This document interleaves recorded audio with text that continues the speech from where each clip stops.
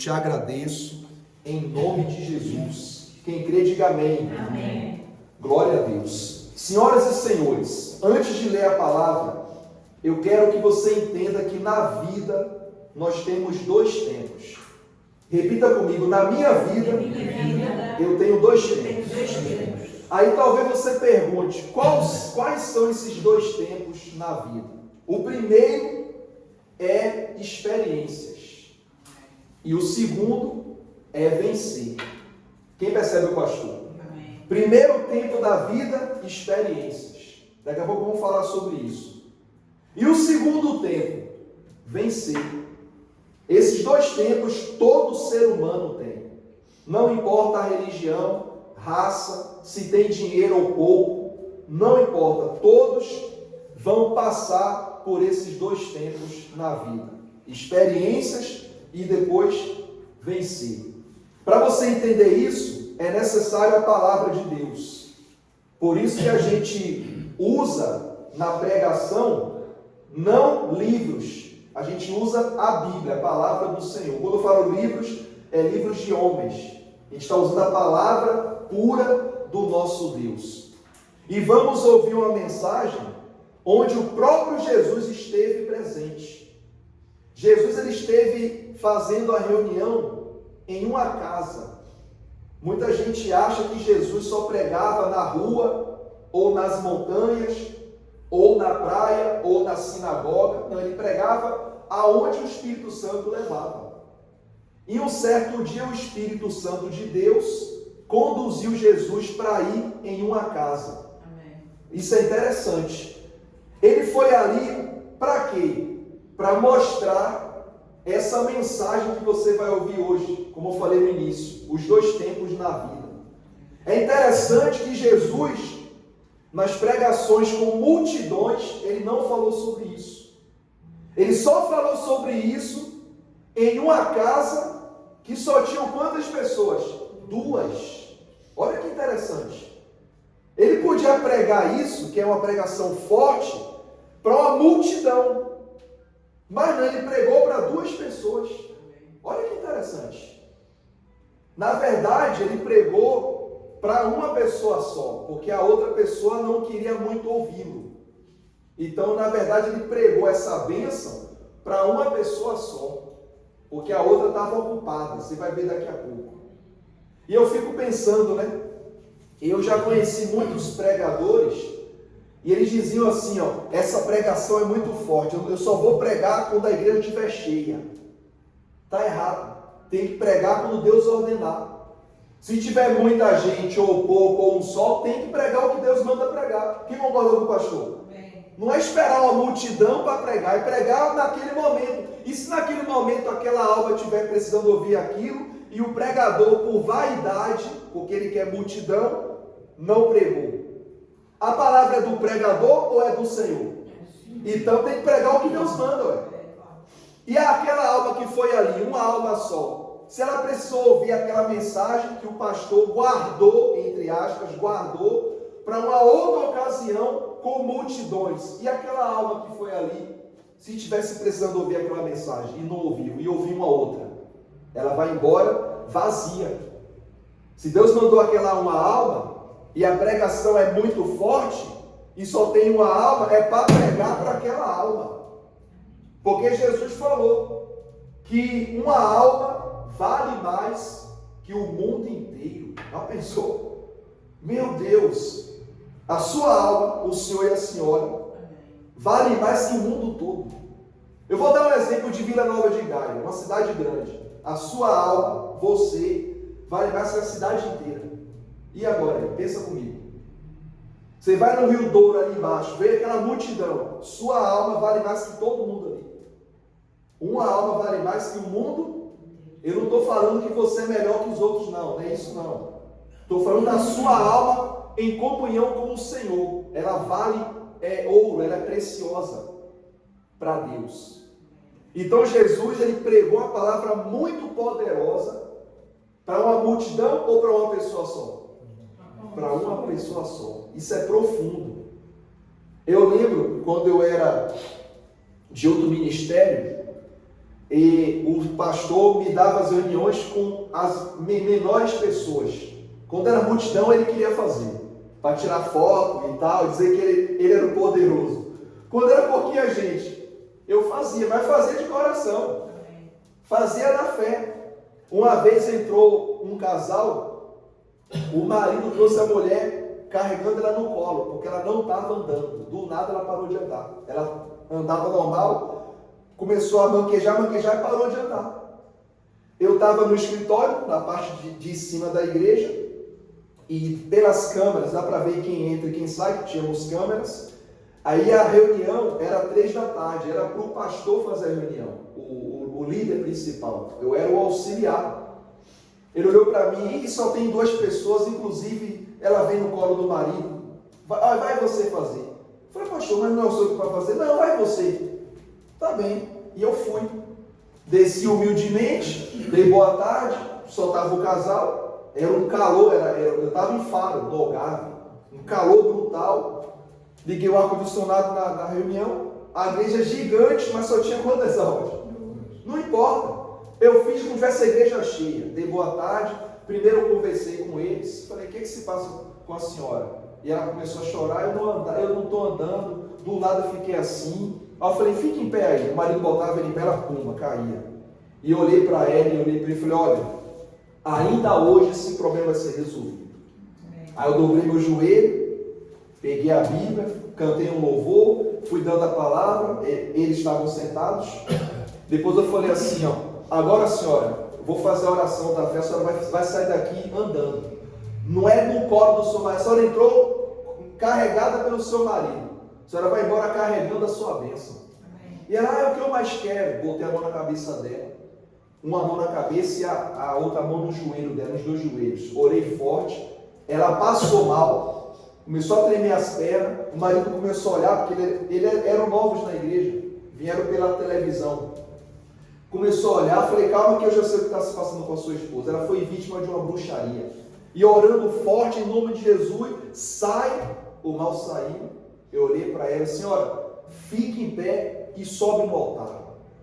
Ela aí começou a levantar, andou, subiu no altar, falei, agora corre na igreja, a igreja era gigante, corre na igreja. E ela começou a correr, eu corri com ela também, o marido também, começaram a chorar, isso era uma sexta-feira. Começaram a chorar, me abraçou, pastor, obrigado, não agradece a mim não. O dono do poder é Jesus. Eu só sou um instrumento, mas o dono do poder é Jesus Cristo. Eu falei, olha, venham domingo estejam aqui para dar o testemunho. Aí eles foram embora, aí eu subi, o pastor já me olhou com a cara estranha, olhou assim para mim, e aí Pedro? Falei, e aí o quê? Rapaz, que bênção, o senhor não quis fazer reunião, mas eu faço de coração. Aí ele falou, você chamou eles para vir domingo? Falei, chamei, já vou pegar o testemunho deles. Aí olha só, aí o casal veio domingo, e o pastor, eu fiz a reunião, o casal, não foi o senhor não, foi aquele ali, que eu estava no meu canto. Foi aquele que fez ali, o pastor Pedro. E eu lá no meu canto, no meu cantinho, e ele, o pastor Pedro, é verdade, ele fez a reunião. Já queria maquiar as coisas. A igreja estava cheia, domingo, multidão. Aí o casal falou, olha, aquele pastor é muito humilde, ele orou por mim, e ele falou uma coisa que eu nunca mais esqueço. Ele olhou para a gente e falou assim, hoje o problema vai ser resolvido. E estamos aqui para dar o testemunho. Deus abençoou. Onde eu quero chegar com isso? Na mensagem de hoje. A vida tem 2 tempos. Experiências e vencer, que é vitória. Essa mulher que eu falei dela, ela passou pelas experiências amargas. Depois passou pela experiência da vitória. E com vocês vai ser a mesma coisa. Não desanimem. Não fiquem preocupados ou ansiosos, um dia de cada vez. Há dias que é mais complicado, há dias que são mais difíceis. Olha o tempo de Portugal. Há dias que está mais fresco, há dias que está muito calor. Mas a nossa vida tem o quê? Que seguir. Quem percebe o pastor? Eu quis começar dando esse exemplo para você perceber que Jesus, ele cuida de cada um de nós. Amém? Vamos ler aqui a palavra? Lucas capítulo 10, versículo 41. Lucas capítulo 10, versículo 41. Diz assim, ó, respondeu-lhe o Senhor: Marta, Marta, andas inquieta e te preocupas com o quê? Com muitas coisas. Eu vou ler de novo. Marta, Marta, andas o quê? E o que mais? E te preocupas com Isso. Andas inquieta e te preocupas com muitas coisas. Agora olha para mim. E se eu tirasse o nome Marta e botasse teu nome? Será que você iria se identificar com isso aqui? Será que a senhora e o senhor não está assim? Inquieto e preocupado com muitas coisas? Jesus está falando com você hoje. Jesus está falando o seu nome e está completando, explicando. Andas inquieto ou inquieta e preocupado com muitas coisas. Sabe o que Jesus quer dizer? Para você não usar a força que você tem e colocar essa força na preocupação, na inquietação. Você tem que usar essa força que tem para lutar, para orar, e falar: Senhor, eu estou passando por essas inquietações, por essas lutas, mas eu confio que o Senhor vai me dar vitória. Diga glória a Deus. Glória a Deus. Então você vê aqui os dois tempos da vida: experiências e o tempo de vencer. Marta estava inquieta e preocupada com muita coisa. Eu vou lhe perguntar: o que está inquietando você? O que está deixando você cheio de preocupação, inquieta ou inquieto? Muitas coisas aqui falam. Quando fala muitas coisas, é tudo: é família, finanças, saúde, algo pessoal, enfim, é geral. Talvez você está assim. Mas Jesus lhe trouxe hoje aqui para lhe abençoar. Não foi para te julgar, não. Jesus não julga ninguém. Ele absolve quem está sendo condenado. Lembra daquela mulher que ia ser apedrejada? Sim. Todo mundo queria que ele também julgasse ela. Porque vieram para ele dizendo: mestre, na lei de Moisés diz que tem que apedrejar tal pessoa. Usaram até a lei, a Torá, a Bíblia. E Jesus conhece a Torá, porque ele é judeu. E ele pegou e falou: então atire a primeira pedra quem nunca pecou. Aí calaram a boca. Se Jesus não usasse essa frase, ela teria que ser apedrejada mesmo, porque era a lei, estava escrito. Só que Jesus não veio cancelar a lei de Moisés. Jesus veio trazer a lei do amor. A lei de Moisés era olho por olho, dente por dente, era severo mesmo, porque a lei de Moisés era baseada na lei do nosso Deus, que é uma lei forte. A lei de Deus é forte. A lei de Jesus já é a misericórdia, é o amor. Se não fosse Jesus, ninguém estava aqui. Se não fosse Jesus, não haveria igrejas. Sabia disso? Não haveria pastores, não haveria nada, porque tudo iria se acabar. Mas Jesus veio e deu a vida por nós, pagou o preço com o sangue dele para a gente se salvar. Onde é que eu posso exemplificar? Lembra da época de Noé? Que Deus mandou um dilúvio, destruiu foi tudo. Não tinha Jesus não, mas mandou Noé fazer uma arca e Deus fez questão de salvar os animais.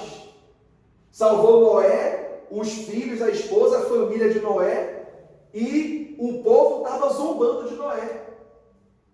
E Deus dizia: está vendo, Noé? Por que eu vou acabar com essa terra? Olha esse povo ingrato aí. Esse povo é mau. Eu vou limpar a terra. Salva a tua família, que daqui a pouco eu vou fechar. A Bíblia diz que quando o último animal entrou, Deus fechou a arca. Nem foi Noé que fechou. Noé podia botar uma corda e puxar, porque a porta era gigante, era uma embarcação gigante. O próprio Deus falou: quando o último animal entrar, eu vou colocar a minha mão e vou fechar a porta da arca. E vou salvar você e os seus. Agora o restante vai tudo embora. Vou destruir tudo. E destruiu mesmo. Acabou com tudo. Jesus não estava ali naquela época. Estava na glória.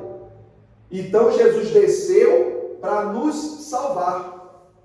Não foi no louvor que a gente cantou? Vem me ouvir, me responder e me salvar.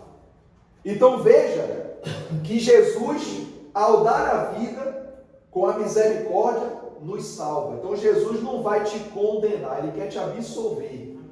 Mas Ele quer que você venha buscá-lo de todo o coração.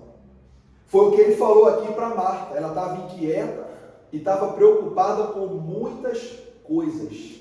Talvez o seu coração está assim, mas a partir de agora não vai ficar assim mais não. Seu coração vai ficar leve, vai ficar em paz, vai ficar seguro, porque dentro do seu coração vai estar a palavra de Deus para te fortalecer e te abençoar. Amém? Como foi que tudo isso começou? Vamos ler o versículo 38. Lucas 10, versículo 38. Diz assim, indo eles de caminho, entrou Jesus aonde? Num povoado.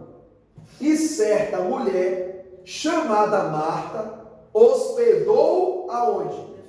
Na sua casa. Então olha para mim. Jesus ele foi para um povoado e uma mulher falou assim: Senhor, por favor, fica na minha casa. E ele foi. Ele foi porque ele queria levar uma lição para aquela casa, levar a bênção para aquela casa. Aí diz aqui, o 39, tinha ela uma irmã, chamada o quê? Maria. E esta estava assentada aos pés do Senhor, a ouvir-lhe os ensinamentos. Então você vê que Jesus, quando entrou naquela casa, Jesus não estava comendo, não estava bebendo, não foi dormir. Ele sentou numa cadeira ou no sofá, ou no tapete, no chão, não sei como é que foi. Mas Maria parou tudo o que estava fazendo para ouvir Jesus falar. Em contrapartida, a Marta, ela não quis parar as coisas para ouvir Jesus. Escuta o que eu vou lhe dizer. Tem momentos na vida que você tem que parar as coisas para ouvir a voz do Senhor.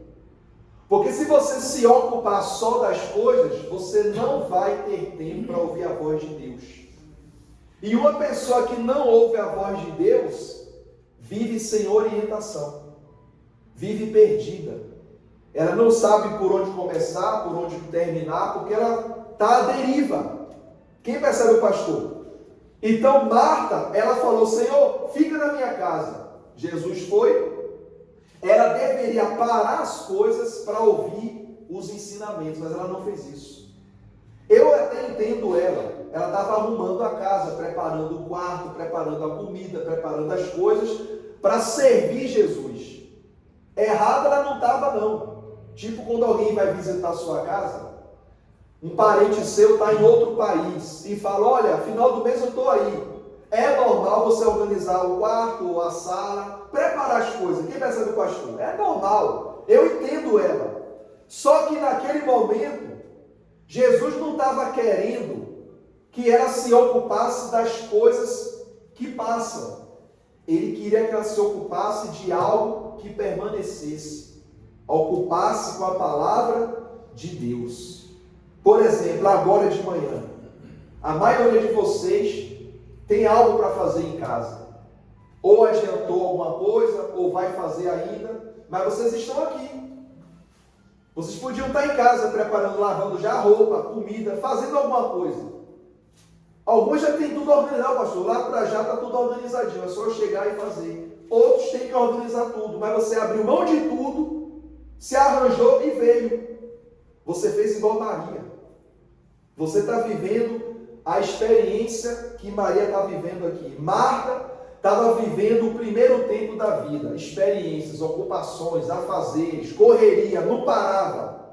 E Maria estava vivendo o segundo tempo da vida, que é vitória, vencer, é parar para ouvir a voz de Deus e descansar no Senhor. Amém. Diga assim seja. Quem está compreendendo essa mensagem?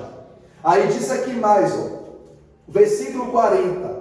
Marta agitava-se o quê? De um lado para o outro, ocupada em quê? Muitos serviços. Então se aproximou de Jesus e disse: Senhor, não te importas que minha irmã tenha deixado que eu fique a servir sozinha?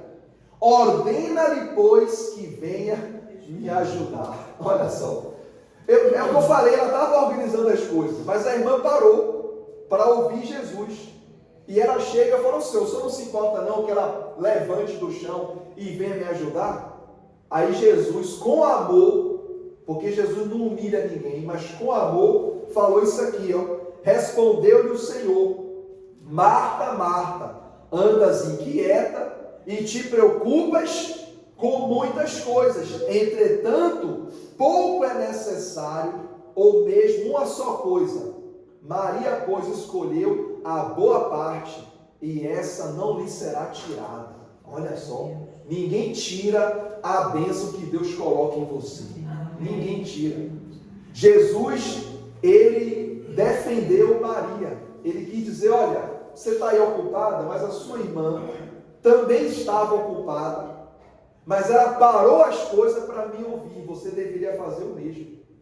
Pouco é necessário, ou seja, você deveria parar um pouco para ouvir minhas palavras. A casa você depois arruma, porque eu estou aqui de passagem, eu só vim visitar você e vou seguir meu caminho afora.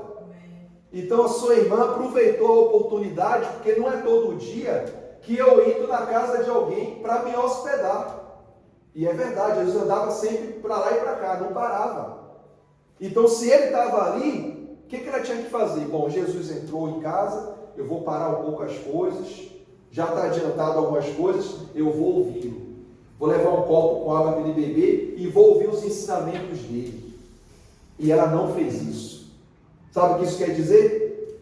Ela e a irmã eram cristãs, as duas eram cristãs.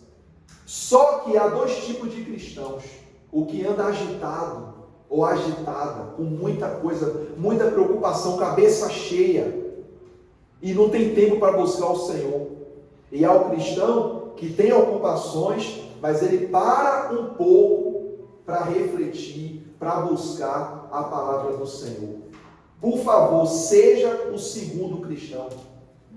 O primeiro está salvo, mas está um salvo assim, agitado, muito nervoso, olha, quer tudo, e o mundo vai acabar e está aflito. Vai ser salvo sim, mas está muito ansioso. O segundo também vai ser salvo, mas ele tem equilíbrio. Amém. Faz as coisas, mas busca o Senhor. Por exemplo, eu trabalhei a madrugada inteira.